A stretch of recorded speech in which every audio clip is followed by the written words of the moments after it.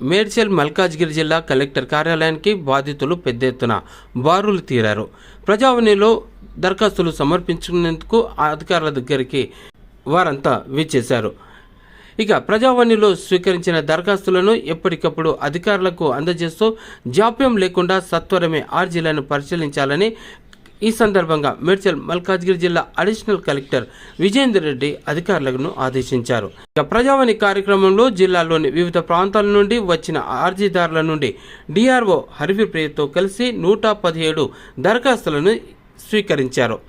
ఈ సందర్భంగా అదనపు కలెక్టర్ మాట్లాడుతూ ఎంతో వ్యయప్రయాసాలు నడుచుకొని వారి సమస్యలను పరిష్కరిస్తామనే నమ్మకంతో ప్రజలు మన వద్దకు వచ్చారని, వారి నమ్మకాన్ని నిలబెట్టాల్సిన బాధ్యత మనందరిపైన ఉందని ఆయన అన్నారు.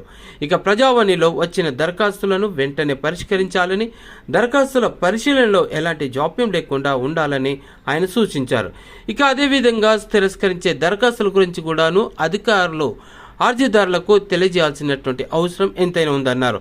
ఇక స్వీకరించిన దరఖాస్తులపై తీసుకున్న చర్యల వివరాలను ఆన్లైన్లో వెంటనే నమోదు చేయాలని ఆయన అధికారులకు సూచించారు. ఈ కార్యక్రమంలో వివిధ శాఖల జిల్లా అధికారులు తదితరులు పాల్గొన్నారు.